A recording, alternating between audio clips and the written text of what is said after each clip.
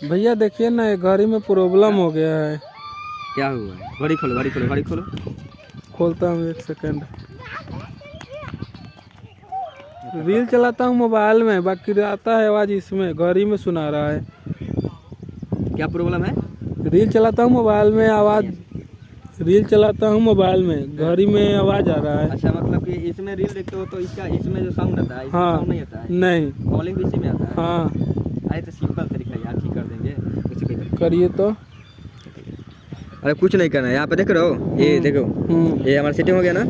यहाँ से setting open कर लेना है और चला लेना है इसमें, आपको सेटिंग में, ठीक है जी। उसके बाद यहाँ पे देखिए ना फोन, इसमें चले जाना है जी। और यहाँ पे देख रहे हो मीडिया ऑडियो करके सेटिंग है, हाँ, इसको हाँ। ऑफ कर देना है, ठीक। अब देखो साउंड तो घड़ी में सुना रहा है, मतलब मोबाइल में। मोबाइल में आ रहा है ना। हाँ। अरे ठीक है, देखा हो गया। तो पार्टी करो यार। करेंगे।